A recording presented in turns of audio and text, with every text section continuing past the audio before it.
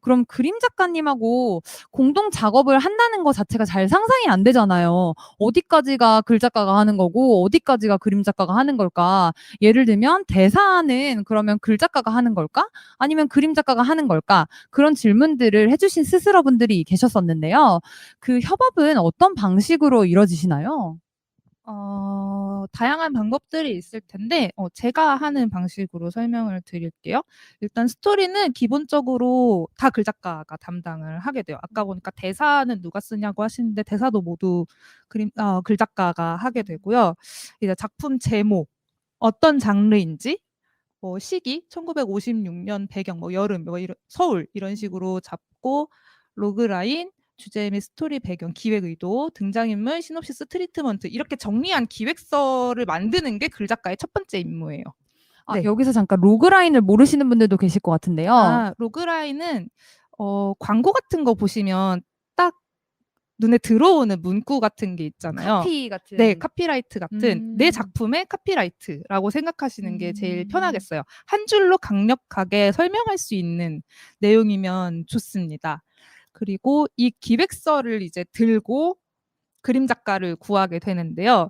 이제 그림 작가님이 이거를 보시고 인물 스케치, 이런 컬러나 키비주얼 아트워크를 만들어 주시게 되어요. 그리고 요거를 가지고 이게 정년이 트리트먼트예요. 1편의 트리트먼트에서 한 화 분량을 잘라내게 됩니다. 근데 한 화 분량이라는 건 작가마다 좀 달라요. 어떻게 스토리를 진행시킬 건지 되게 빠르게 진행하시는 분들도 있고 좀 천천히 진행하시는 분들도 있고 하나에 나는 50컷만 할 거야. 나는 80컷 할래. 이렇게 생각하시는 분들이 있어서 하나의 분량은 작가마다 다르고요. 이 잘라낸 트리트먼트를 대본에 걸맞게 구체적인 라인을 잡게 되는데요. 그러면 대본이 이렇게 완성이 됩니다. 잘 보일지 모르겠어요. 글씨가 너무 작죠. 와. 설명을 드리자면 이게 정년이 1편 대본이에요. 첫 번째로 1 넘버링을 해주고 첫 번째 공간이 어딘지 목포시장이라고 적어주시고 이 공간의 시간대 오후 이렇게 딱 잡아주셔야 돼요. 그 다음에 지문이 어떻게 들어갈 건지 1956년 8월 목포라고 지문이 들어가게 되어 있고요. 쭉 묘사를 해줘요. 해가 쨍쨍하게 내려쬐고 있는 오후이다. 멀리서 매미 소리가 들린다. 지나다니는 사람이 많지 않은 수산시장. 그리고 가게 옆 그늘 한 점 없는 땡볕 바닥에 낡은 나무 판자를 깔고 주저앉아 있는 정년. 이런 식으로 되게 자세하게 설명을 하는 것이 좋고요. 이제 누가 말을 하면 누가 말하는지 아주머니, 그리고 목소리만 들릴 경우 목소리만 예 이렇게 나와야 되고요. 쭉쭉 진행을 하게 되네요. 대사와 행동 위주거든요. 웹툰은 심리묘사가 불가능하잖아요. 소설과 다르게. 그래서 대사와 행동을 정확하게 재미있게 쓰시는 게 가장 중요하고요. 이 웹툰 한 편 안에서도 좀 기승전결이 분명한 것이 좋습니다. 그리고 마지막에 훅이라는 걸 걸어주셔야 돼요. 이 훅은 뭐냐면 다들 스크롤 내리다가 왜 이렇게 늦춰 끝나 이럴 때가 있으시죠. 그러니까 웹툰은 한 주 한 주 나오는 작품이어서 다음 주가 올 때까지 기다리게 만들어야 되거든요.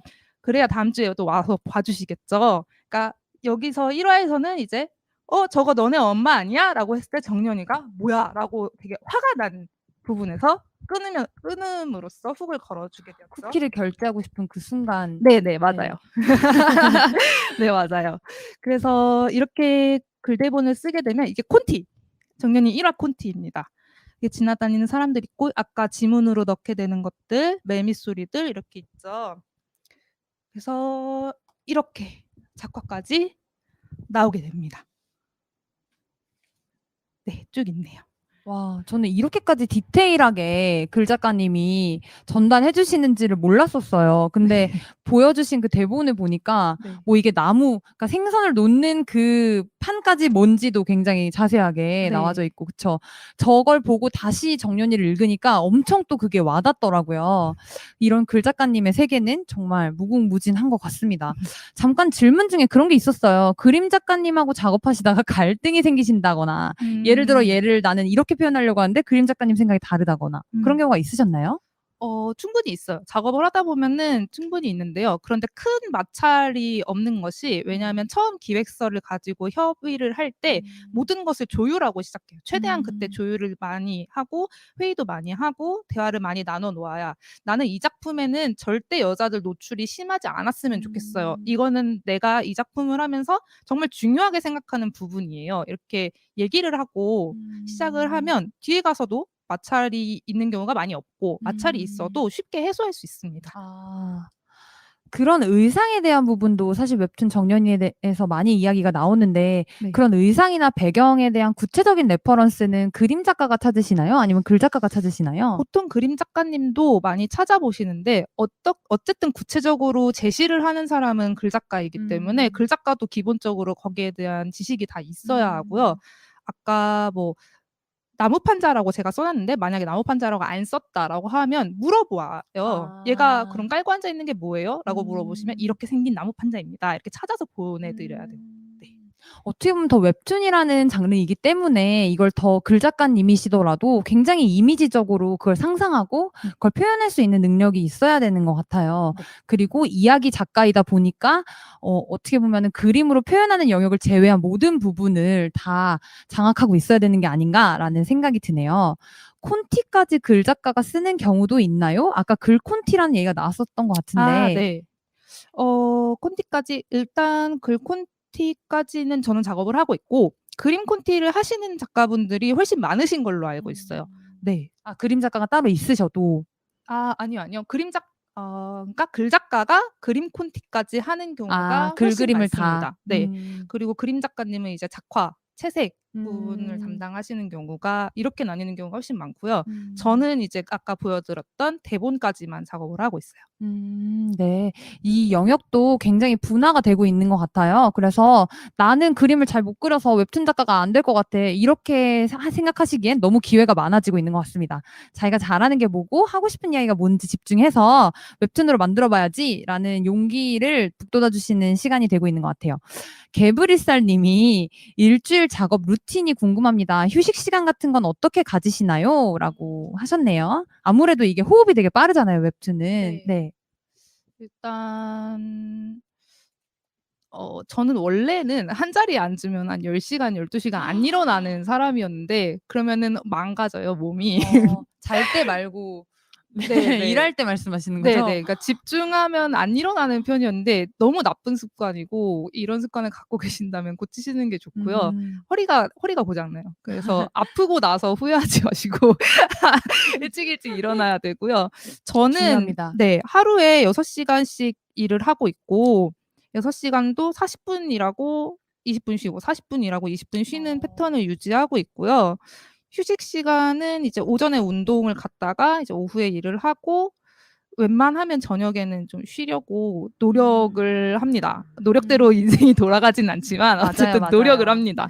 네, 이렇게 좀 공무원처럼 일을 해야 글을 오래 쓸 수 있는 것 같아요.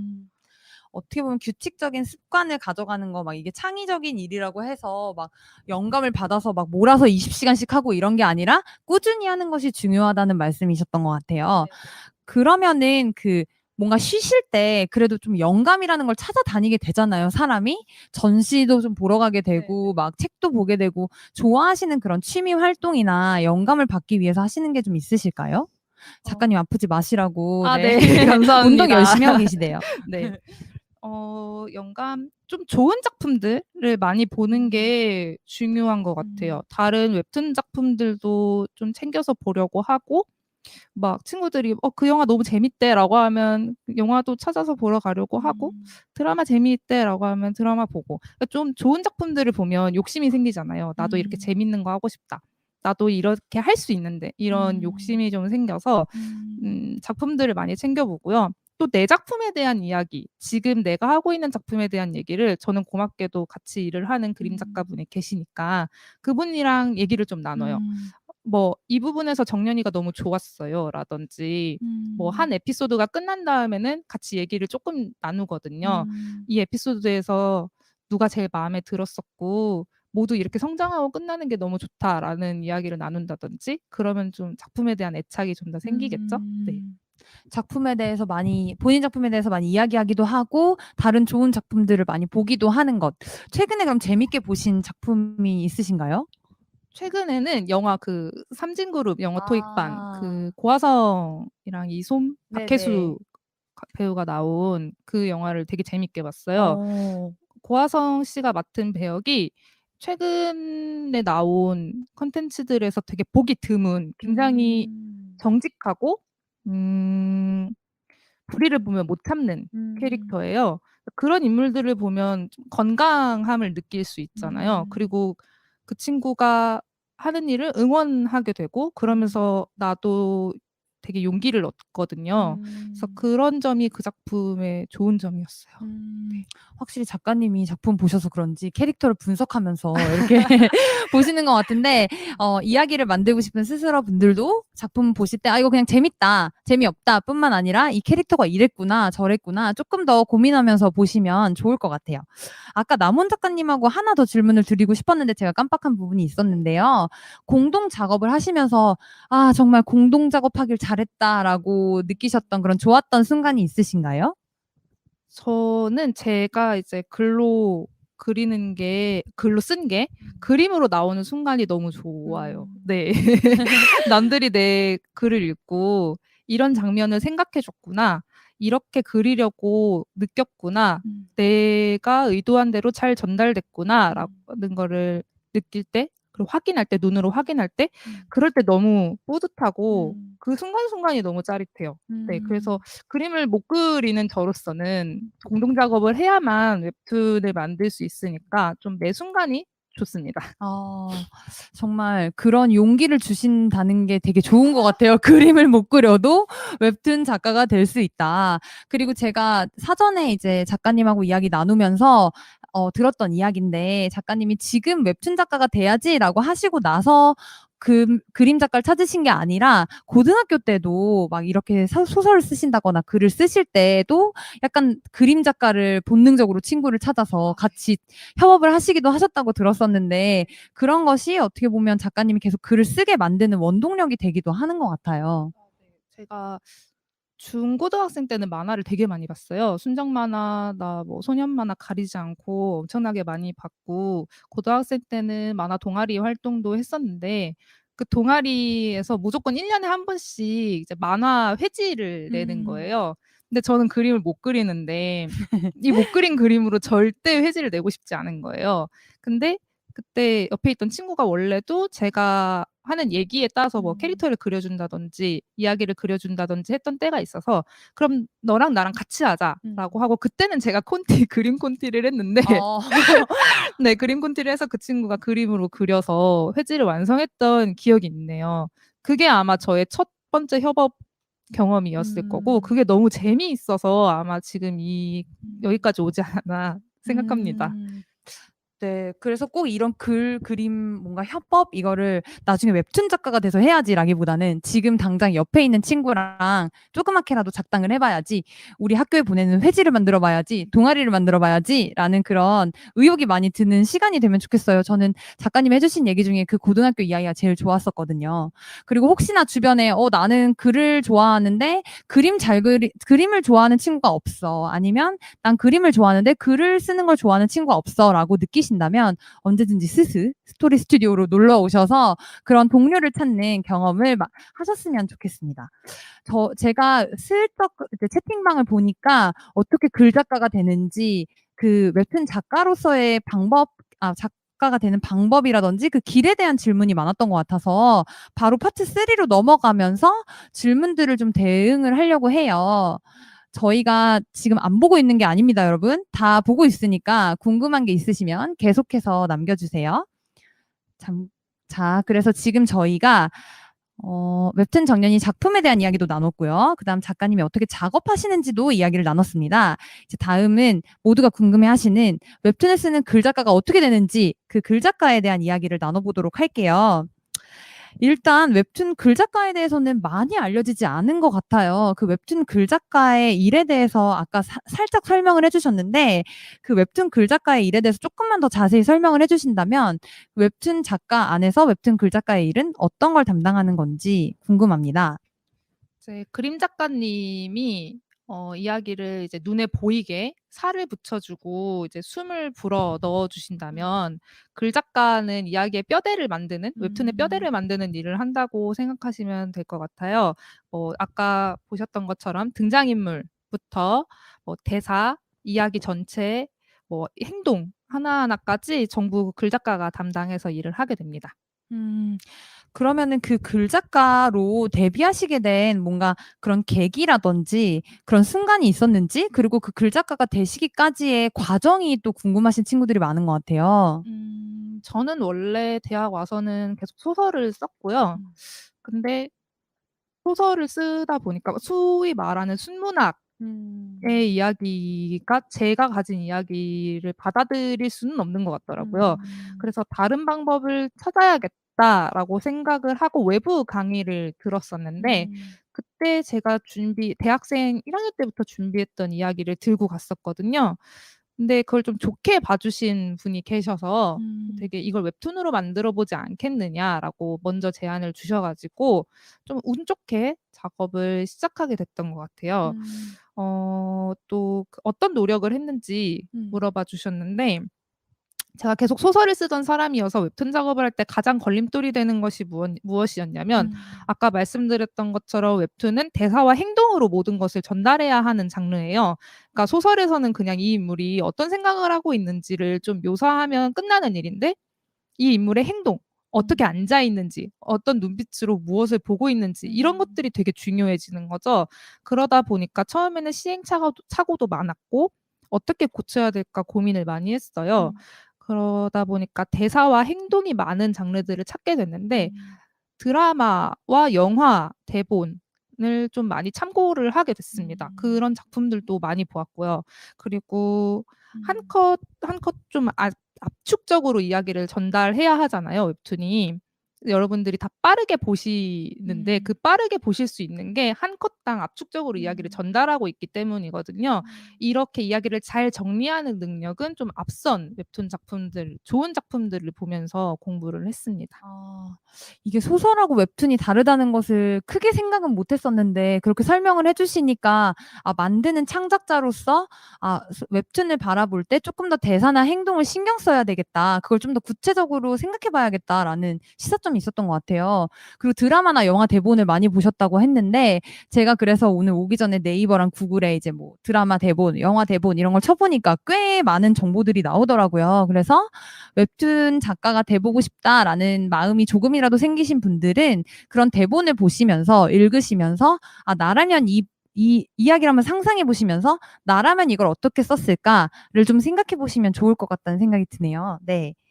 그리고 이게 웹툰이다 보니까 뭔가 그런 속도감이나 흐름, 독자가 이거를 어떻게 읽을까까지 고민해 본다는 것도 되게 중요한 팁인 것 같아요. 그래서 그런 부분도 좀 신경을 써 보시면 좋겠습니다. 되게 구체적인 질문이지만 이런 것도 되게 질문 많이 나왔어요. 웹툰 작가가 되려면 어떤 과를 가야 되나요? 어떤 대학을 가야 되나요? 그런 질문 많았는데 어떠세요? 일단 제 주변 분들은 특별히 과와 관련이 있는 것 같지는 않아요. 일단 저도 한국어문학부라는 과를 졸업을 했고, 한국어문학부는 뭐 하는 곳이냐면요, 국어국문학과랑 이제 외국어로서의 한국어, 그러니까 외국인들한테 한국어를 가르쳐 주는 이런 거를 배우는 학과거든요.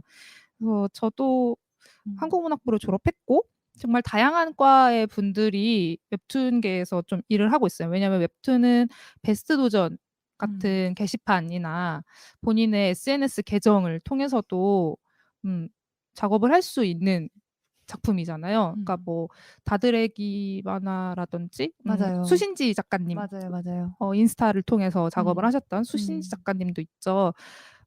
근데 모든 작가들이 공통점은 갖고 있는데, 자기가 웹툰으로 하고 싶은 이야기가 있다는 점이 좀 공통점인 것 같아요. 과는 잘 모르겠지만 이 자기가 하고 싶은 이야기를 갖고 있는 사람들은 언젠가는 작가가 되는 것 같아요.